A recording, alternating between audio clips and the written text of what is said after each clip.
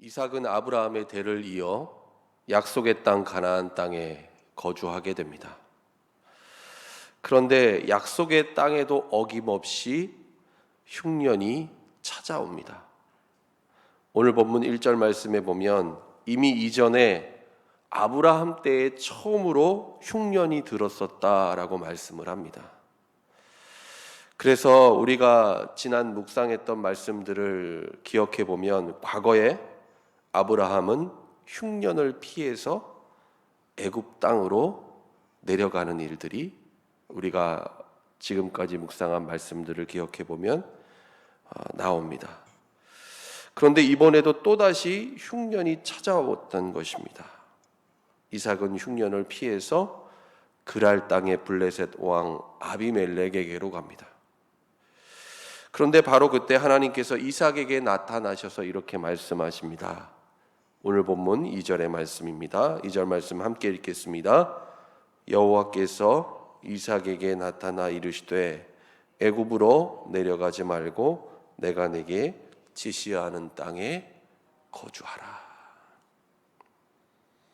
아마도 이삭이 흉년을 피해서 가고자 했던 최종 종착지는 그랄 땅이 아니었을 것입니다.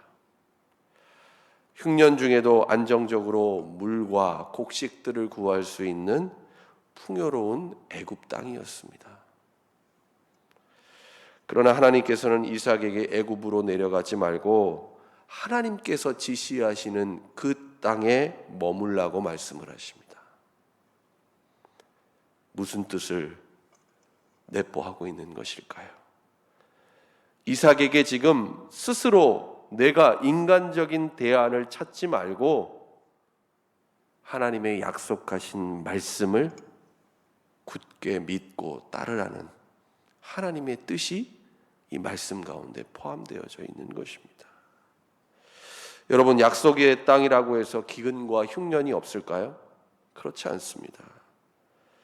하나님을 믿는 믿음의 사람들이라고 해서 아무런 어려움이 없는 평탄한 삶이 펼쳐지지 않는다라는 것입니다.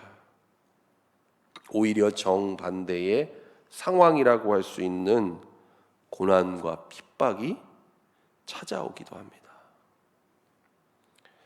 그래서 인간적인 눈으로 볼 때에 우리 눈에는 애굽이 좋아 보입니다. 그리고 애굽 땅을 가는 것이 오늘 이 문제의 상황 가운데 가장 확실한 대안으로 여겨집니다. 여러분 기억하고 있지 않습니까? 아브라함과 롯이 갈라졌을 때 롯의 눈에 비춰진 소돔 땅 어땠습니까? 이와 같았다라는 것이죠. 그러나 앞선 창세기의 말씀을 우리가 묵상하면서 이와 같은 소돔 땅의 비참한 결말을 우리는 이미 확인하지 않았습니까?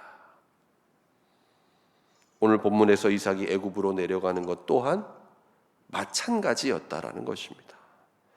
이삭에게 있어서 합리적이고 이성적인 선택이었을 것입니다.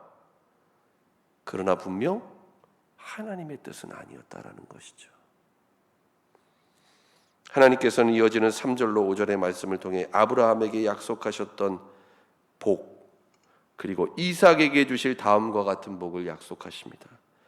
내용은 이러합니다. 이 모든 땅을 이삭과 이삭의 후손에게 주신다라는 것입니다. 그리고 내 자손을 하늘의 별과 같이 번성하게 하실 것이고 내 자손으로 말미암아 천하 만민이 복을 받게 될 것이라는 놀라운 축복을 하나님께서 이삭에게 말씀을 하십니다. 그리고 5절 말씀에 보면 아브라함이 하나님께 순종하고 아브라함이 하나님의 명령과 율례와 법도를 지켰던 것을 하나님께서 말씀하십니다. 그렇다면 이와 같은 하나님의 명령 앞에서 이삭은 어떻게 했을까요? 이삭 역시 순종합니다. 오늘 본문의 말씀에 보면 이삭은 흉년을 피해 애굽 땅으로 내려가지 않고 그 땅에 머물렀더라라고 말씀을 합니다. 하지만 오늘 본문은 안타깝게도 이삭이 순종해서 애굽으로 내려가지 않고 하나님께서 지시하신 그 땅에 거주했다라는 6절의 말씀으로 끝나지 않습니다.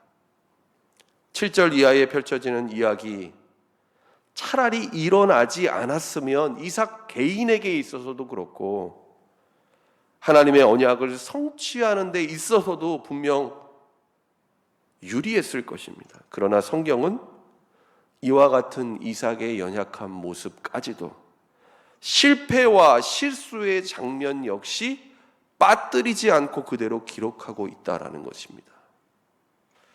그래서 어찌 보면 우리가 하나님 믿지 않는 사람들, 불신앙으로 살아가고 있는 사람들은 성경에 대해서 이렇게 말을 하죠. 성경은 지어낸 이야기다, 거짓으로 꾸며낸 이야기다, 영웅담이다. 결코 그렇지 않다라는 것이죠. 성경은 이와 같은 모든 과정들을 빠뜨리지 않고 다 말씀하고 있다라는 것입니다. 과연 이삭에게 어떤 일이 벌어졌던 것입니까? 한마디로 부전자전이라고밖에 설명할 수 없는 해프닝이 그랄 땅에서 벌어집니다. 이삭이 그랄 땅에 있는 백성들이 자신을 죽일까 두려워해서 자신의 아내인 리브가를 누이라고 속인 것입니다. 이미 아버지 아브라함이 그것도 한 번 그런 것이 아니죠. 2번씩이나 잘못됐던 바로 그 일을 아들인 이삭 역시도 그대로 답습하고 있다는 것입니다. 여러분, 아무리 우리가 상황론을 가지고 이삭을 두둔한다라고 할지라도 얼마나 다급하고 얼마나 무서웠으면 이삭이 그랬을까 생각할 수도 있겠지만, 여러분, 이것은 분명 불신앙이었고 이삭이 하나님의 약속을 믿지 못해서 한 일이었습니다. 이삭이 하나님께서 자신을 보호하시고 약속을 이루실 것이라는 그 사실을 신뢰하지 못했다라고밖에 설명할 수 없습니다. 이삭은 어쩌면 사람이 더 두려웠던 것입니다. 그래서 어쩌면 자신의 인간적인 처세와 속임수를 사용하지 않고서는 안 됐던 것입니다. 만약에 이삭의 아내가 리브가라는 사실이 밝혀지지 않고 그대로 숨겨졌다라고 한다면 여러분, 어떤 일이 벌어졌을까요? 돌이킬 수 없는 더 큰 일이 벌어졌을지도 모릅니다. 그러나 하나님께서는 그 일만큼은 막아주십니다. 오늘 본문에 보면 그때 이삭이 리브가를 껴안은 것을 블레셋 왕 아비멜렉이 창으로 내다보게 됩니다. 두 사람이 부부 사이라는 것을, 누이가 아니라는 것을 뒤늦게 발견하게 된 것입니다. 이에 블레셋 왕 아비멜렉은 화가 나서 이삭에게 따져 묻습니다. 어떻게 당신의 아내를 누이라고 나한테 속일 수 있습니까? 이삭은 아비멜렉에게 솔직하게 다 털어놓습니다. 자신이 그랄 땅에서 죽게 될까 봐 두려워서 그랬노라고 다 털어놓습니다. 하나님의 언약의 상속자인 이삭이 지금 이방인 블레셋 왕 아비멜렉에게 도리어 책망과 질책을 당하는 그런 형국에 이르게 된 것입니다. 분명 이삭은 이와 같은 거짓말까지 해서라도 안전하게 그랄 땅에 머물고 싶었을 것입니다. 여러분, 그러나 이것은 분명 잘못된 선택이었습니다. 모든 사실과 진리를 알게 된 블레셋 왕 아비멜렉은 그 땅의 모든 백성들에게 이렇게 명합니다. 오늘 본문 11절 말씀입니다. 아비멜렉이 이에 모든 백성에게 명하여 이르되 이 사람이나 그의 아내를 범하는 자는 죽이리라 하였더라. 여러분, 만약에 아비멜렉이 자신을 속인 이삭이 얼마나 괘씸했겠습니까? 그래서 이삭에게 벌을 내리거나 해를 가했을 수도 있는데, 하나님께서는 아비멜렉의 마음을 움직이셔서 그것을 막아주셨다라는 것입니다. 하나님의 섭리와 은혜로 이삭 앞에 놓인 큰 위기를 넘어가게 하셨다라는 것입니다. 아니, 도리어 블레셋 왕 아비멜렉이 그랄 땅에 거주하고 있는 이삭과 리브가를 보호하고 돕게 되죠. 하나님께서 보이지 않는 손길로 이들을 돌보시고 인도해 주신 것이라고밖에 설명할 수 없습니다. 여러분, 우리는 오늘 본문의 이삭의 모습을 보면서 무엇을 깨닫게 됩니까? 순종과 불순종, 신앙과 불신앙의 두 가지 모습이 이삭에게 함께 나타나고 있는 것을 우리는 보게 됩니다. 여러분, 26장 우리가 오늘 읽었는데 이 한 장 가운데 앞에 나오는 이삭과 뒤에 나오는 이삭이 전혀 다른 사람 아닌가 의심할 수도 있겠지만 동일한 사람 이삭이 맞습니다. 그렇다면 오늘 본문은 우리에게 무엇을 말씀하고자 하는 것일까요? 한마디로 표현한다면 어제의 순종이 오늘의 순종으로 이어지지 않고, 그리고 오늘의 순종이 자동적으로 내일의 순종으로 이어지지 않는다라는 것입니다. 사랑하는 여러분, 우리는 우리 자신의 신앙을 결코 과신해서는 안 됩니다. 그리고 우리가 한 번 순종했다라고 해서 거기서 다 끝난 것이 아니라는 뜻이죠. 우리는 끝까지 믿음 안에서 흔들리지 않고 하나님께서 원하시는 이 순종의 길을 걸어가야 한다라는 것입니다. 여러분, 그러나 우리 안에 있는 죄악과 불순종은 그리 쉽게 사라지지 않습니다. 마치 관성의 법칙처럼 처음에는 돌이켜서 제대로 잘 가는 것 같다가도 어느새인가 다시 그 자리로 돌아오게 된다는 것입니다. 여러분, 경험해 보지 않으셨습니까? 아버지였던 아브라함이 두 차례나 범한 동일한 그 죄를 이삭이 또 다시 그대로 답습하는 것을 보면 우리는 분명히 알 수 있습니다.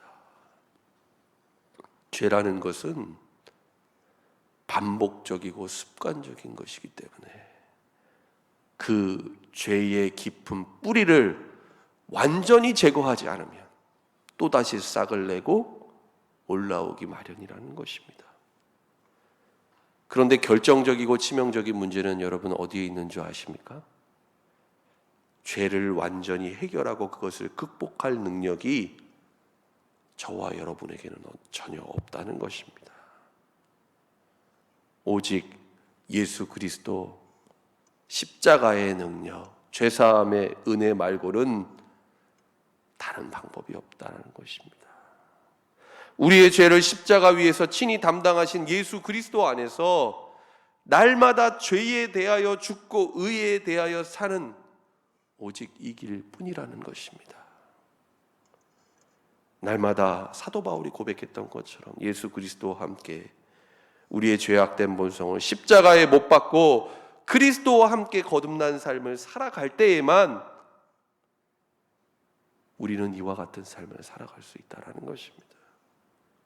여러분, 하나님께 대한 순종은 우리 자신의 의지와 결단과 노력만으로 불가능한 일입니다. 우리 안에 거하시는 성령 하나님께서 우리의 삶을 다스리시고 이끄시고 주장하실 때에만 우리는 하나님께서 진정 기뻐하시는 삶, 하나님의 약속이 우리의 삶 가운데 성취되는 놀라운 축복의 삶을 살아갈 수 있다는 것입니다. 여러분, 이삭은 오늘 누구를 의지하고 있습니까?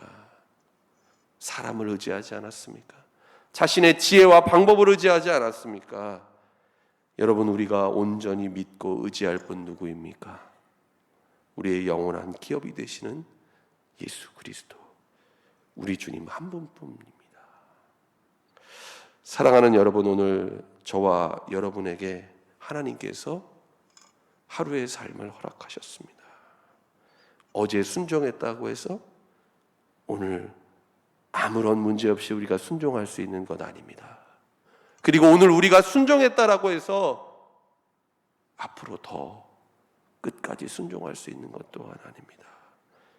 날마다 예수 그리스도 그 십자가의 능력과 은혜를 붙잡고 나는 죽고 내 안에 예수 그리스도가 살아할 때에만 우리는 이와 같은 순종의 삶을 살아갈 수 있음을 오늘 우리에게 주신 말씀을 통해 분명히 깨닫고 이 은혜와 이 능력을 힘입어 오늘도 승리하는 삶을 살아갈 수 있는 저와 여러분 될 수 있기를 바랍니다.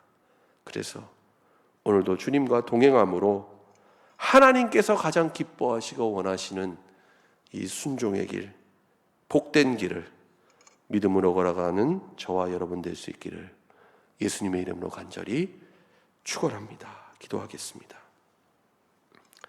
하나님 아버지, 우리의 삶에 부딪히게 되는 순종과 불순종의 갈림길에서 하나님, 주님의 말씀을 온전히 따르는 그 길, 하나님 우리가 믿음으로 택하게 하여 주시고 날마다 주님의 능력과 은혜를 의지함으로 이 길 걸어가게 하여 주옵소서.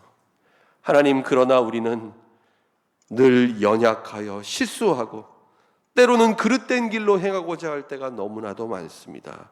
하나님, 우리에게 긍휼을 베풀어 주시고 날마다 십자가의 옛사람은 죽고 예수 그리스도 안에 거듭난 새 사람, 변화된 사람으로 하나님 오늘도 살아가게 하여 주옵소서. 예수님의 이름으로 기도드립니다. 아멘.